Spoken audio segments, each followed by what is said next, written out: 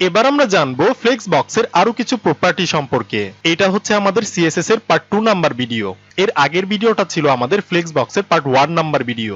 তো এই ভিডিওতে আমরা ফ্লেক্সবক্সের আরো কিছু নতুন প্রপার্টি সম্পর্কে জানবো এবং আমরা ফ্লেক্সবক্সটাকে আরেকবার রিভিশন দেওয়ার চেষ্টা করব।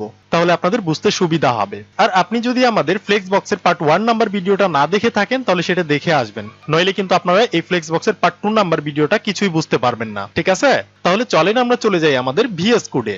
আমি চলে আসলাম আমার HTML ফাইলের মধ্যে। এবার আমি এখানে একটা ডিভ বানাইতে পারি, বানাইলাম।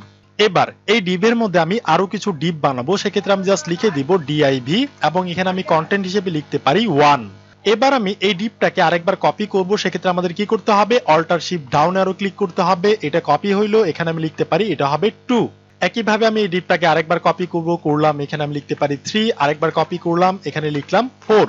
তাহলে একটু লক্ষ্য করে দেখেন এখানে আমি কি করলাম, এখানে আমি 4টা ডিভ বানাইলাম এবং এই 4টা ডিভকে আমি রাখলাম কার মধ্যে, এই যে এই ডিভের মধ্যে।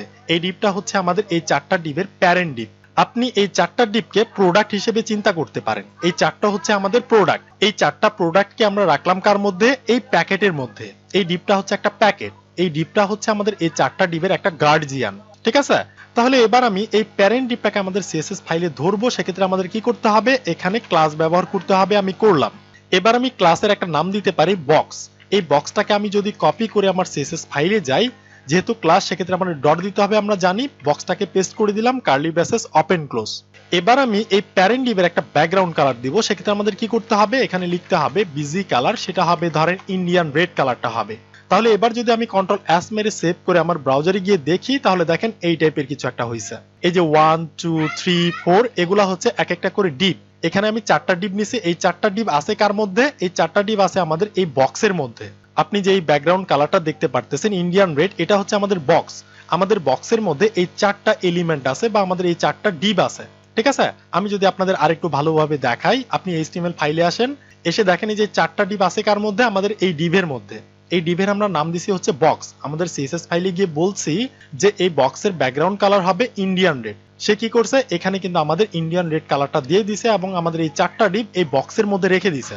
ওকে, এবার আমি আমাদের যে 4টা ডিভ আছে, এই 4টা ডিভকে একটু স্টাইল করতে পারি বা একটু ডিজাইন করতে পারি। সেক্ষেত্রে আমাদের কি করতে হবে, আমাদের HTML ফাইলে যেতে হবে এবং এই 4টা ডিভকে যেহেতু আমরা স্টাইল করব, সেক্ষেত্রে আমাদের এখানে ক্লাস ব্যবহার করতে হবে।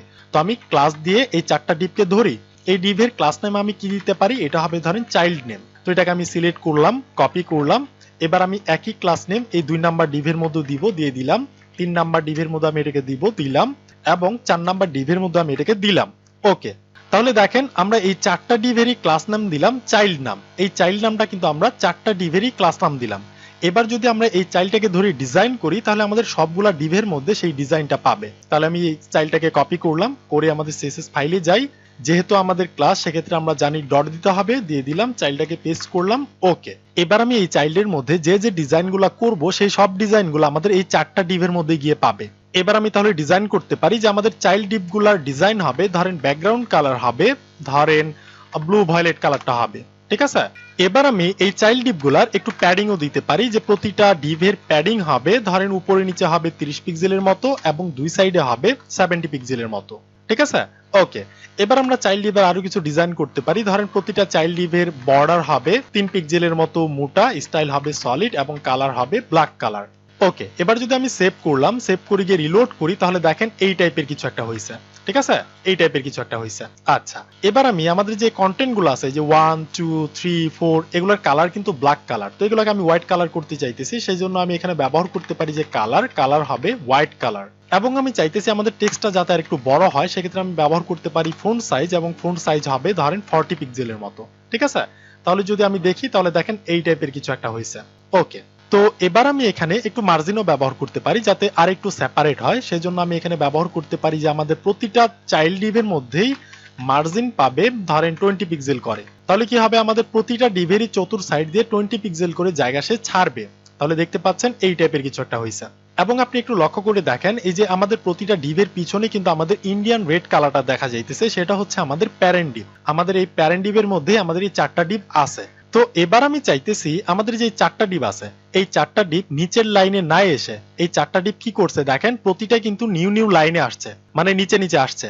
আমি চাইতেছি এই চারটা ডিপ যাতে আমাদের পাশাপাশি বসে। তাহলে আমাদের কি করতে হবে, এই চারটা ডিপকে যদি আমরা একই লাইনে পাশাপাশি বসাইতে চাই তাহলে আমাদের কি করতে হবে, তাহলে আমাদের যে কাজটা করতে হবে আমাদের এই বক্সের কাছে যেতে হবে। আমাদের যে এই বক্সটা আছে এই বক্স ডিপের মধ্যে ব্যবহার করতে হবে ডিসপ্লে এবং এখানে ভ্যালু হিসেবে ব্যবহার করতে হবে ফ্লেক্স। আমরা এই প্যারেন্ট ডিপটাকে বলেই দিলাম যে তোমার মধ্যে যদি কোনো HTML এর এলিমেন্ট থাকে সেগুলোকে তুমি একই লাইনে করে দাও, সেগুলোকে তুমি ধরে ডিসপ্লে ফ্লেক্স করে দাও, মানে হচ্ছে ফ্লেক্সিবল করে দাও। আপনি যদি HTML ফাইলে এখানে এসে দেখেন এই যে আমরা করলাম কার মধ্যে, এই বক্সের মধ্যে, আমাদের এই প্যারেন্ট ডিপের মধ্যে। আমরা যদি এই প্যারেন্ট ডিপের মধ্যে দেই যে ডিসপ্লে ফ্লেক্স, তাহলে কি হবে, তার ভিতরে যতগুলা HTML এর এলিমেন্ট থাকবে সবগুলা একই লাইনে পাশাপাশি বসবে। এবার যদি তাহলে আমি সেভ করে আমার ব্রাউজারে গিয়ে রিলোড করি, তাহলে দেখেন আমাদের চারটা ডিপ কি করছে, একই লাইনে কিন্তু পাশাপাশি বসছে। আমাদের কিন্তু বেশি একটা কিছু করতে হয় নাই। আমরা জাস্ট কি করছি, আমরা জাস্ট আমাদের প্যারেন্ট ডিপটাকে ধরে এখানে আমরা বলেইছি যে এটা হবে ডিসপ্লে ফ্লেক্স। তাতে কি করছে, সে তার মধ্যে যতগুলা এলিমেন্ট পাইছে সবগুলাকে ধরে একই লাইনে পাশাপাশি বসাই দিছে। ওকে, তাহলে এখন থেকে আপনি মনে রাখবেন আপনার যদি অনেকগুলা এলিমেন্টকে পাশাপাশি বসানোর প্রয়োজন পড়ে তখনই আপনি চিন্তা করবেন ডিসপ্লে ফ্লেক্সের কথা, ঠিক আছে? এবার আমি এখানে কিছু প্রপার্টি ব্যবহার করতে পারি। ধরেন আমি এই বক্সের মধ্যে ব্যবহার করতে পারি ফ্লেক্স, তারপর হচ্ছে ডিরেকশন। ফ্লেক্স হাইফেন ডিরেকশন নামের একটা প্রপার্টি আছে। এগুলা কাজ করে কখন, যখন এখানে ডিসপ্লে ফ্লেক্স থাকে। এই যে উপরে যখনই ডিসপ্লে ফ্লেক্স থাকবে তখনই এই প্রপার্টিগুলো কাজ করবে, নইলে কিন্তু করবে না। এবার আমি এই ফ্লেক্স ডিরেকশনের মধ্যে ব্যবহার করতে পারি ভ্যালু হিসেবে রো।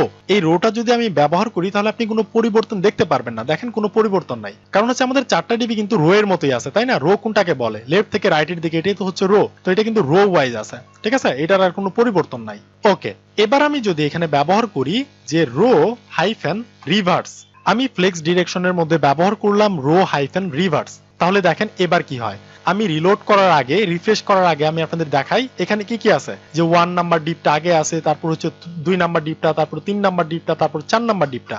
এবার আমি যখনই এই বক্সের মধ্যে দিলাম যে এই বক্সের মধ্যে যতগুলো এলিমেন্ট আছে সবগুলাকে আমি যখন করলাম যে ফ্লেক্স ডিরেকশন হবে রো রিভার্স, তাহলে দেখেন এটা কোন আচরণ করে। আমি যদি রিলোড করি তাহলে দেখেন আমাদের চারটা এলিমেন্ট ছিল কিন্তু আমাদের লেফট সাইডে, এবার চলে গেছে রাইট সাইডে। শুধু রাইট সাইডেই যায় নাই, এখানে দেখেন এই যেগুলোকে কিন্তু উল্টায় দিছে। আমাদের 1 নাম্বার ডিপটা প্রথমে ছিল, তারপর ছিল আমাদের 2 নাম্বার ডিপ, তারপর 3 নাম্বার ডিপ, তারপর 4 নাম্বার ডিপ। এবার কি করছে, এবার 4 নাম্বার ডিপটা আগে চলে আসছে, তারপর হচ্ছে 3 নাম্বার ডিপ, তারপর 2 নাম্বার ডিপ, তারপর 1 নাম্বার ডিপ। কারণ হচ্ছে আমরা বক্সের মধ্যে বলছি যে তুমি তোমার ডিরেকশনটাকে চেঞ্জ করো। আমরা বক্সটাকে বলছি যে প্যারেন্ট ডিপ তোমার মধ্যে যতগুলা চাইল্ড ডিপ আছে সবগুলা ডিরেকশন তুমি চেঞ্জ করে রো রিভার্স করে দাও। তাহলে সে কি করছে, এখানে রিভার্স করে দিছে, এখানে লাস্টেরটাকে আগে করে দিছে এবং আগেরটাকে লাস্টে করে দিছে। তাহলে আপনার যদি এই কাজটা করার প্রয়োজন পড়ে তখন আপনি এখানে ব্যবহার করতে পারেন ফ্লেক্স ডিরেকশন। ওকে, তাহলে আমরা এটা সম্পর্কে জানলাম। এটাকে আমি আবার ক্লোজ করে দেই, করলাম, সেভ করে গিয়ে রিলোড করি, সো আগের মতো হইলো। তো এবার আমরা আরেকটা ভ্যালু নিয়ে আলোচনা করি। এখানে যদি আপনি ব্যবহার করেন কলাম, আমি কি করলাম, ফ্লেক্স ডিরেকশনের মধ্যে ব্যবহার করলাম কলাম। এখন যদি আমি রিলোড করি তাহলে দেখেন আমাদের চারটা ডিভি কলাম ওয়াইজ কিন্তু হয়ে গেছে, একদম লেফট থেকে রাইটের দিকে কলাম ওয়াইজ কিন্তু হয়ে গেছে। এটা কিন্তু আমাদের কলামের মতো লাগতেছে, তাই না?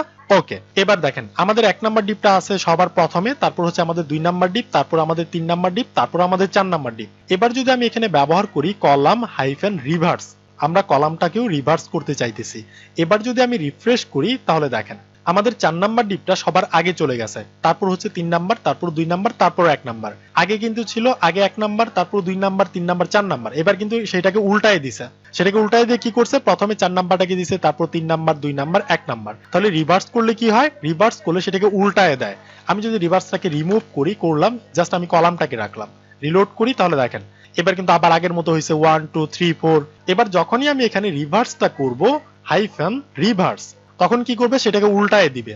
দেখেন উল্টায় দিছে, প্রথমে 4, তারপর 3, তারপর 2, তারপর 1। তো এবার আমি চাইতেছি আমাদের এই যে ডিপগুলা যে আছে এই ডিপগুলা লেফট থেকে রাইট পর্যন্ত ফুল স্ক্রিনটাই কিন্তু নিয়ে নিছে। তো আমি চাইতেছি যাতে একটু উইডটা ছোট হয়, উইডটা যাতে এই বরাবর কিছু একটা হয়। সেক্ষেত্রে আমি এখানে ব্যবহার করতে পারি এই চাইল্ডের মধ্যে, এই চাইল্ডগুলার উইথ হবে ধরেন 200 পিক্সেলের মতো হবে। তাহলে আমি যদি সেভ করি গিয়ে রিলোড করি তাহলে দেখেন এই টাইপের কিছু একটা হয়েছে, ঠিক আছে? আচ্ছা, আমি এখান থেকে এটাকে রিমুভ করে দেই, এই ডিরেকশনটাকে আমি রিমুভ করে দিই, তাহলে কি হবে, এগুলো সিরিয়াল ওয়াইজ হবে। রিলোড করি, সো সিরিয়াল ওয়াইজ হয়েছে কিন্তু, ঠিক আছে? এবার আমি আপনাদের আরেকটা প্রপার্টির সঙ্গে পরিচয় করাই দিই। সেটা হইতেছে কি, সেটা হইতেছে আমি যদি এখানে লিখি যে ফ্লেক্স হাইফেন র‍্যাপ, এই ফ্লেক্স র্যাপ নামের আরেকটা প্রপার্টি। এখানে আমি যদি ভ্যালু হিসেবে লিখি এটা হবে নো র্যাপ, তাহলে কি হয়, সেভ করলাম, রিলোড করি, তাহলে দেখেন কিছুই হয় নাই। এটা হবে কখন, যখন আমরা আমাদের HTML ফাইলে এই বক্সের মধ্যে যদি আমরা আরো এলিমেন্ট বেশি করে দিই তখন আমরা বুঝতে পারবো। তো আমি এই ডিপটাকে কপি করলাম, এখানে আমি লিখতে পারি এটা হবে 5, আমি আবার কপি করলাম, এটা হবে 6, আমি আবার কপি করলাম, এটা হবে 7। তাহলে দেখেন আগে আমাদের এখানে ডিপ ছিল 4টা, এবার আমরা আরো 3টা বেশি করে দিলাম। এবার যদি আমি সেভ করিয়ে রিলোড করি তাহলে দেখেন এর আগে কিন্তু আমাদের এই 4টা ডিপেই কিন্তু আমাদের এই ফুল স্ক্রিনটা হয়ে গেছিল। এবার কিন্তু আমাদের আরো 3টা ডিপ বাড়ছে, এই যে 5, 6 এবং 7। তারপরেও কিন্তু আমাদের এগুলা একই লাইনে বসছে, এগুলো কিন্তু আলাদা লাইনে আসে নাই। আমি যদি এখানে আমাদের CSS ফাইলে আমি এখানে যদি বলে দিই এটা নো র্যাপ না হয়ে এটা হবে জাস্ট র্যাপ, তাহলে কি হবে, রিলোড করি, তাহলে দেখেন এবার আমাদের বক্সটা কি করছে, তার লাইন থেকে এই যে 3টা ডিপকে বের করে দিছে। আমরা যে নতুন 3টা ডিপ বানাইছি এই 3টা ডিপকে 5, 6, 7 এই 3টা ডিপকে বের করে দিছে। কারণ হচ্ছে আমাদের বক্সটা বলতেছে যে আমার লাইনের মধ্যে এত জায়গা নাই যে আমি তোমাদেরকেও রাখবো। আমাদের প্যারেন্ট বক্সটা এই 3টা ডিপকে বলতেছে, এই যে 5 নাম্বার, 6 নাম্বার, 7 নাম্বার এই 3টা ডিপকে বলতেছে যে আমার লাইনের মধ্যে এত জায়গা নাই যে আমি তোমাদেরকেও রাখবো, আমার লাইনের মধ্যে জাস্ট এই 4টা ডিপের জন্যই জায়গা আছে। সো দেখতে পাচ্ছেন আমাদের এই 4টা ডিপের বাইরে কি আরো জায়গা আছে, নাই। তাহলে এই 3টা ডিপকে রাখবে কিভাবে একই লাইনে, তো সেই ক্ষেত্রে আমরা জোর করে এই একই লাইনের মধ্যে আটাইতে পারি। সেটা কিভাবে, আমি যদি এখানে বলে দেই যে নো র্যাপ, আমরা কার মধ্যে দিলাম, আমরা কিন্তু আমাদের প্যারেন্ট ডিপের মধ্যে লিখলাম ফ্লেক্স র্যাপ নামের প্রপার্টি এবং সেটার মধ্যে আমরা ভ্যালু হিসেবে দিলাম নো র্যাপ। তাহলে কি হবে, রিলোড করলাম, এবার দেখেন আমাদের বক্সটা জোর করে হলেও তার লাইনের মধ্যে আমাদের সবগুলা ডিপকে রেখে দিছে, ক্যাপচার করে নিছে। এবং আমাদের যে 4টা ডিপের উইথ ছিল 200 পিক্সেলের মতো, অনেকটা কিন্তু বড় ছিল। এবার অটোমেটিক ভাবে আমাদের এই 4টা ডিপের উইথটাকে সে কি করছে, নিজেই কাস্টমাইজ করে তার একই লাইনের মধ্যে 7টা ডিপকে একই সঙ্গে বসায় দিছে। তাহলে এই কাজটাকে আমরা এভাবে করতে পারি। আমাদের যদি প্রয়োজন হয় যে আমাদের এক লাইনের মধ্যে আমি আরো বেশি করে এলিমেন্ট রাখবো, সেক্ষেত্রে আপনি এখানে ব্যবহার করতে পারেন র্যাপ বা নো র্যাপ। আমি যদি এখানে জাস্ট র্যাপ করি তাহলে কি হবে, রিলোড করি, তাহলে তার লাইন থেকে বাকি 3টাকে বের করে দিল, এই 3টার জায়গা নাই। আমি যখনই এখানে বলতেছি যে না এটা হবে নো র্যাপ, তাহলে কি করতেছে, তার লাইনের মধ্যে কষ্ট করে হলেও রেখে দিতেছে। তাহলে এই কাজটাকে আমরা এভাবে করতে পারি। ওকে, এবার আমি আপনাদের আরেকটা প্রপার্টি নিয়ে পরিচয় করাই দিই, সেটার নাম হইতেছে, আমি এগুলোকে ডিলিট করলাম করে এবার যদি আমি লিখি ফ্লেক্স ফ্লো। ফ্লেক্স ফ্লো নামের আরেকটা প্রপার্টি আছে।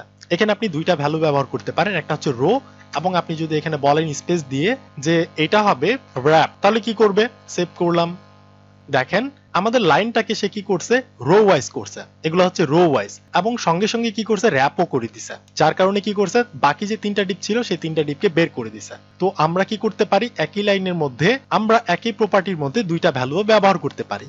তো আশা করি আমি আপনাদের বোঝাতে পারছি। এবার কথা হচ্ছে ফ্লেক্সবক্সের মধ্যে আরো কিছু প্রপার্টি আছে, সেগুলোকে আমি দেখাইলাম না, কারণ হচ্ছে সেগুলো আমাদের বেশি একটা প্রয়োজন পড়ে না।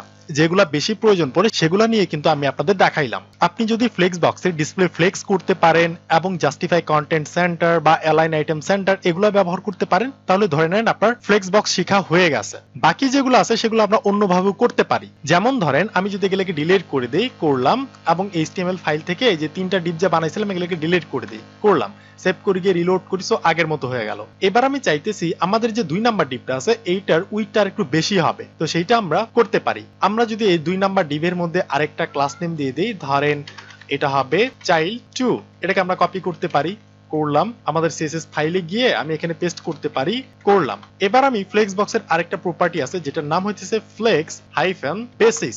এখানে যদি আমি বলি যে child2 যেটা আছে ওইটার উইথ হবে 300 পিক্সেল, ঠিক আছে। তাহলে এবার যদি আমি সেভ করে গিয়ে রিলোড করি তাহলে দেখেন বাকি যে 3টা আছে, এই যে প্রথম number deep, 3 number deep, 4 number deep, এগুলোর উইথ কিন্তু ফিক্স ভাবে 200 পিক্সেল আছে। এই যে আমরা কিন্তু এখানে 200 পিক্সেল করে দিয়েছিলাম, কিন্তু আমাদের 2 নাম্বার যে ডিপটা আছে এইটার উইথ হয়ে গেছে এবার 300 পিক্সেল, এই যে 2 নাম্বারটা দেখতে পাচ্ছেন। এবার যদি আমি এখানে ব্যবহার করি যে এটা হবে 400 পিক্সেল, তাহলে কি হবে, এটা 400 পিক্সেলের মতো হবে। সো দেখতে পাচ্ছেন এইটার উইথ কিন্তু আরেকটু বেশি হয়ে গেছে, ঠিক আছে। একই ভাবে আমি যদি বলি এখানে হবে 500 পিক্সেল, তাহলে আরেকটু বাড়বে। সো দেখতে পাচ্ছেন আরেকটু কিন্তু বড় হইতেছে। তাহলে CSS এর ফ্লেক্সবক্স দিয়ে কিন্তু আমরা এটাও করতে পারি, কিন্তু আমরা এটা দিয়ে করব না। আমরা যদি এটা দিয়ে না করে এখানে যদি আমি জাস্ট ব্যবহার করি, আচ্ছা আমি এটাকে ডিলিট করে দেই, সেভ করলাম, আগের মতো হইলো। এবার যদি আমি এখানে ব্যবহার করি যে 2 নাম্বার ডিভের উইথ হবে ধরেন 400 পিক্সেল, তাহলে কি কাজ করবে না? হ্যাঁ, অবশ্যই কাজ করবে। সেভ করলাম, রিলোড করি, তাহলে দেখেন আমাদের 2 নাম্বার ডিভের উইথ হয়ে গেছে 400 পিক্সেল। তাহলে আমরা কষ্ট করে কেন ফ্লেক্সবক্সের আমরা ফ্লেক্স তারপর হাইফেন বেসিস ব্যবহার করব, তার মধ্যে আমরা এটাকে ব্যবহার করব, এগুলো আমাদের আসলে এত প্রয়োজন নাই। আমরা কিন্তু এগুলা উইথ দিয়ে করতে পারি বা আমরা অন্য ভাবে করতে পারি। এই জন্য আমি বলতেছি যে সিএসএস এর ফ্লেক্সবক্সের সবকিছু শিখতে হবে না, শুধুমাত্র আপনি শিখে রাখেন মোস্ট ইম্পর্টেন্ট জিনিস হইতেছে কিভাবে জাস্টিফাই কন্টেন্ট করতে হয়, কিভাবে অ্যালাইন আইটেম করতে হয় এবং কিভাবে ডিসপ্লে ফ্লেক্স করতে হয়, তাহলে এনাফ। তো আমি আশা করি বোঝাতে পারছি। প্র্যাকটিস করেন, কথা হবে নেক্সট ভিডিওতে।